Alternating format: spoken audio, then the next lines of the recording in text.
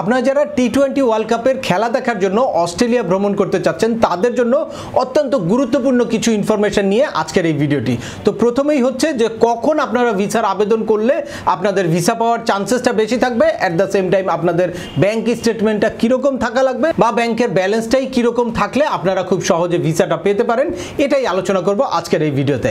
তো চলুন শুরু করা যাক। তার আগে বলে নিচ্ছি, যারা আমাদের চ্যানেলে নতুন বা আমাদের চ্যানেলটি এখনও সাবস্ক্রাইব করেননি, please hit the subscribe button.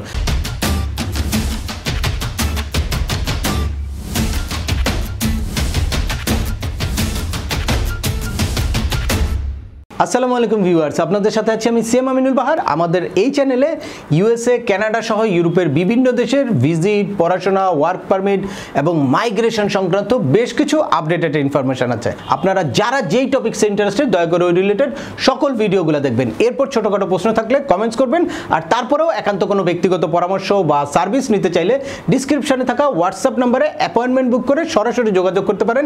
At the same time আমাদেরকে ইমেল করতে পারেন এবং আমাদের ফেসবুক পেজটি ফলো করে সবসময় আমাদের সাথে যুক্ত থাকতে পারে। এনিওয়ে, চলে আসি আজকের মূল আলোচনা। আজকের মূল আলোচনা হচ্ছে এই অস্ট্রেলিয়াতে আপনারা যারা টি-20 ওয়ার্ল্ড কাপের জন্য অলরেডি টিকিট কেটেছেন বা অস্ট্রেলিয়া ভিজিট করতে চাচ্ছেন খুব সহজে, তাদের জন্য যে একটা অপরচুনিটি, যেটা এর আগে আমি আপনাদেরকে শেয়ার করেছি, এই অপরচুনিটিটা গ্রাব করতে চান, তাদের কবের মধ্যে ভিসার জন্য আবেদন করতে হবে বা কোন টাইমের মধ্যে ভিসার আবেদন করলে আপনাদের ভিসা পাওয়ার চান্সেসটা বেশি, অ্যাট দ্য সেম টাইম আপনাদের ব্যাংক স্টেটমেন্টটা কীরকম থাকতে হবে। তো এর আগে একটা ভিডিওতে আমি দেখিয়েছিলাম যে কোন কোন টিকিট কাটলে আপনাদের ভিসা পাওয়ার চান্সেসটা বেশি থাকবে। তো যারা ওই ভিডিওটা দেখেন নাই, আই বাটনে ক্লিক করে ওই ভিডিওটা দেখে নেবেন। চলে আসি এখন যে টাইম ফ্রেমটা, অর্থাৎ কবে আপনি ভিসার জন্য আবেদন করবেন। লাস্ট আমার যেই রিপোর্ট বা লাস্ট যেই গবেষণা, সেই অনুযায়ী দেখছি যে 1.5 থেকে 2 মাস সময় লাগে অস্ট্রেলিয়ার ভিসা প্রসেস করতে। অর্থাৎ আপনি আজকে যদি সাবমিট করেন তাহলে আপনার এই ভিসাটা হয়ে আসতে 1.5 থেকে 2 মাস টাইম নিচ্ছে। সুতরাং আপনারা যখনই যেই খেলার টিকিট কাটবেন ওই টাইমটা দেখবেন, ফার্স্ট আপনার যেই ডেটটা থাকবে ওই ডেটের 2 মাস আগে আপনারা ভিসার জন্য আবেদন করার জন্য চেষ্টা করবেন। তো এই টাইম ফ্রেমটা আপনারা কিভাবে ক্যালকুলেট করবেন, এই টাইম ফ্রেমটা ডিপেন্ড করবে হচ্ছে আপনার টিকিট, অর্থাৎ ফার্স্ট টিকিটটা কবে আছে সেই ডেট থেকে 2 মাস আগে আপনারা চেষ্টা করবেন যে ভিসার জন্য আবেদন করতে, তাহলে আপনাদের ভিসা পাওয়ার। এখন যদি আপনি তাদেরকে নির্দিষ্ট একটা টাইম না দেন তাহলে কি করবে, তারা আলটিমেটলি ওটা রিজেক্ট করবে। যখন দেখবে যে আপনার যেই খেলাটা দেখতে যাবেন, এখানে যেহেতু আপনার পারপাসটা একদম স্পেসিফিক যে আপনি ওই খেলাটা দেখার জন্যই যাবেন, তাই আপনার ওই ডেটটা যদি এক্সিট হয়ে যায় তাহলে আপনার ভিসা পাওয়ার চান্সেসটা অনেক কমে যায়। এরকম একটা রিসেন্ট আমার কাছে হিস্ট্রি আছে যে কেউ আবেদন করেছে যে বার্থডে পার্টি করতে যাবে তার বোনের সাথে বা তার ভাইয়ের সাথে, দেখা গেছে যে এই ভিসাটা প্রসেস হতে হতে তার বার্থডেটা শেষ হয়ে গেছে, তার ভিসাটা কিন্তু রিজেক্ট করে দিয়েছে। এরকম পার্টিকুলার ইভেন্ট, যদি শুধু খেলা না যে কোনো ইভেন্টকেই আপনারা যদি ফোকাস করেন তাহলে আপনাদের অবশ্যই জানতে হবে যে ভিসা এখন কত সময় নিচ্ছে, ওই সময়ের আগে আপনাদেরকে ওই ইভেন্টটা সিলেক্ট করতে হবে বা ওই সময়ের আগে আপনাদের ভিসার জন্য আবেদন করতে হবে। এখন আসি যে এই অস্ট্রেলিয়ার ভিসার জন্য আপনাদের ব্যাংক স্টেটমেন্টটা কীরকম থাকতে হবে বা ব্যাংক ব্যালেন্সটা কত দেখাতে হবে। প্রথমেই ব্যাংক স্টেটমেন্ট। তো এই ব্যাংক স্টেটমেন্টটা ডিপেন্ড করে অনেক কিছুর উপরে, অর্থাৎ আপনার লাইফস্টাইলের উপর আপনার ব্যাংক স্টেটমেন্ট ডিপেন্ড করে। আপনি যেরকম শো করবেন, লাইক আপনি দেখালেন যে আমি একটা জব করি, এই জবের জন্য আপনি 1 লাখ টাকা স্যালারি পাচ্ছেন, তাহলে ওই 1 লাখ টাকা ব্যাংকে আপনার ঢুকতে হবে, নির্দিষ্ট একটা টাইমে ব্যাংকে ঢুকতে হবে। তারপর আপনি ওখান থেকে বের করে আপনার নিজের পার্সোনাল এক্সপেন্স আছে, ফ্যামিলি এক্সপেন্স আছে, এই এক্সপেন্সগুলো করবেন নর্মালি যেটা হয়, করে তারপর আপনার কিছু ব্যালেন্স থাকতে হবে।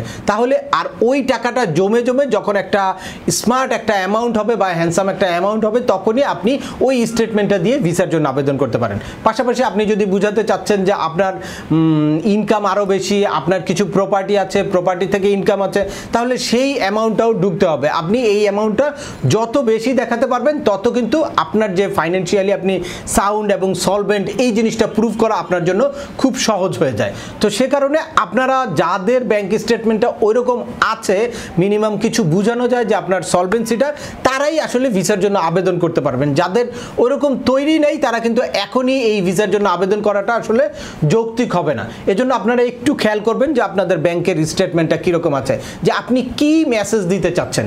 ভিসাটা যেই প্রসেস করবে সে অবশ্যই একটা মেসেজ দিবে যে আপনি একটা হ্যান্ডসাম স্যালারি, যদি আপনি জব করেন তাহলে আপনার অবশ্যই একটা হ্যান্ডসাম স্যালারি পেতে হবে, আর আপনি যদি বিজনেস করেন সেখান থেকেও আপনার একটা হ্যান্ডসাম ইনকাম থাকতে হবে বা ইনকাম শো করার মতো অ্যাবিলিটি থাকতে হবে, আদারওয়াইজ আপনার কিন্তু ভিসা হবে না। আপনাদের এটা বুঝতে বুঝতে হবে যে খেলা দেখার জন্য যাকে তাকে সবাইকে ভিসা দিয়ে দিবে এরকম ব্যাপার না। এখানে অন্যান্য সময়ের তুলনায় রেশিওটা একটু বেশি থাকবে।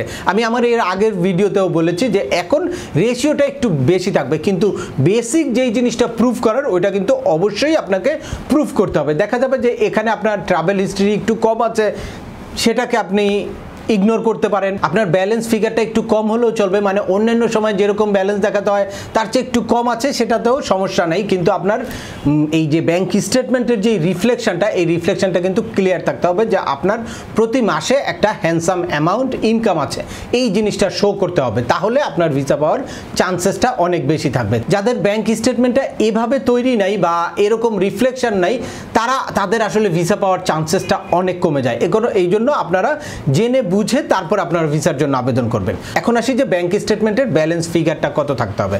নর্মালি আমরা অন্যান্য সময় যারা ভিসার জন্য আবেদন করতে চায় তাদেরকে আমরা বলি যে যদি আপনি একজনও ভিজিট করতে চান তাও আপনার 15+ একটা অ্যামাউন্ট থাকা উচিত, যে আপনার সেভিংসে রেগুলার সেভিংস হতে হতে আপনার 15+ একটা অ্যামাউন্ট। কিন্তু এখন সেটা 8-10 লাখ টাকা একজনের জন্য, যদি ফ্যামিলি সহ যেতে চান তখন 15 to 20 লাখ টাকা অ্যাবাভ আপনার ব্যালেন্স ফিগার থাকতে হবে, তাহলে ভিসা পাওয়ার চান্সেসটা বেশি।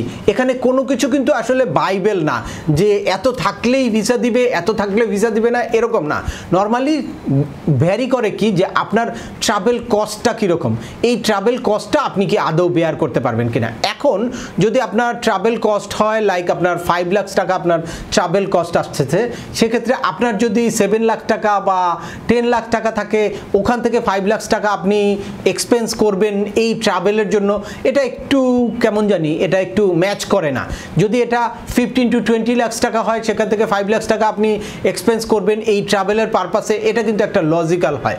তো সেই কারণে আমরা প্রেফার করি যে যদি আপনাদের ব্যালেন্সটা এরকম হ্যান্ডসাম একটা অ্যামাউন্ট থাকে তাহলে আপনার চান্সেসটা বেশি থাকে।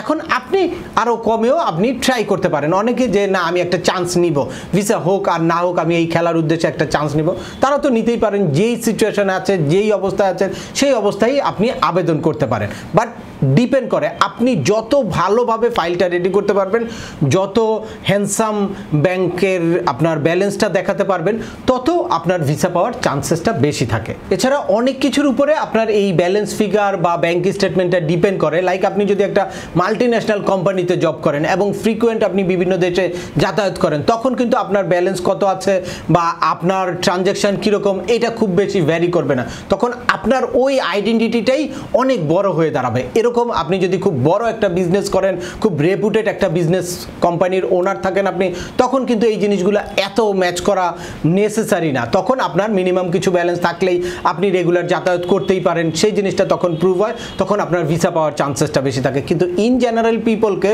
যাদের ইনকামটা আসলে ব্যাংকে রিফ্লেকশন নাই বা যাদের বিজনেসটা ওরকম হাই প্রোফাইলের বিজনেসটা, তাদের কিন্তু এই ব্যাংক স্টেটমেন্ট বা এই আদার্স পেপারের মধ্যেই বুঝাতে হবে যে তাদের এলিজিবিলিটিটা দেশে তাদের খুব স্ট্রং টাই আছে, তারা যে ফিনান্সিয়ালি খুব স্ট্রং, ফিনান্সিয়ালি তার ভালো একটা অবস্থা আছে, সে ওই দেশে গিয়ে থাকবে না এবং এখানে তার ফিরে আসতে হবে।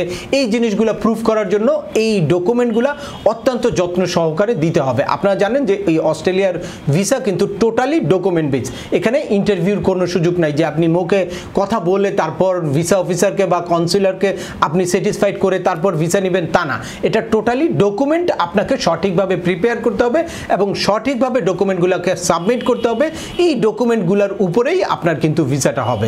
সুতরাং অত্যন্ত যত্ন সহকারে প্রত্যেকটা ডকুমেন্ট একটার সাথে আরেকটা ম্যাচ করার ইস্যু আছে। আপনার কবে, আপনি যদি জব করে থাকেন জবের এনওসিটা কবে থেকে কবে দিল, আপনি টিকিট কবে থেকে কবে কাটছেন, এই জিনিসগুলো আপনি হোটেল বুকিং দিয়েছেন কিনা টাইমলি, এই জিনিসগুলো ম্যাচ করতে হবে। অ্যাট দ্য সেম টাইম আপনার প্রপার্টি, সেগুলো কি ট্যাক্স ফাইলে দেখানো আছে কিনা বা আপনার প্রপার্টির ইনকামের সাথে ব্যাংক স্টেটমেন্টের ম্যাচ আছে কিনা, এই সব জিনিসগুলো যদি আপনি প্রপারলি সাবমিট করতে পারেন তাহলেই ভিসা পাওয়ার চান্সেসটা আপনাদের অনেক বেশি থাকে। তো আজকের ভিডিওটি আর দীর্ঘায়িত করছি না। আশা করি এই ভিডিও থেকে আপনারা যারা অলরেডি অস্ট্রেলিয়াতে T20 ওয়ার্ল্ড কাপের টিকিট কেটেছেন বা টিকিট কেটে অস্ট্রেলিয়া ভিজিট করার কথা ভাবছেন, তারা লেটেস্ট কিছু ইনফরমেশন এবং টেকনিক পেয়ে গেছেন যে কিভাবে আপনারা আপনাদের ভিসাটাকে নিশ্চিত করতে পারেন।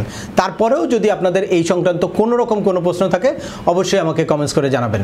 আর ভিডিওটি ভালো লাগলে বা তথ্যবহুল মনে হলে লাইক দিয়ে আপনার বন্ধুদের মাঝে শেয়ার করে দিবেন যাদের এই ইনফরমেশনগুলো অত্যন্ত প্রয়োজন। আবার দেখা হবে নতুন কোনো গুরুত্বপূর্ণ টপিকস নিয়ে। সে পর্যন্ত সবাই ভালো থাকবেন, সুস্থ থাকবেন এবং আমাদের সাথেই থাকবেন। আল্লাহ হাফেজ।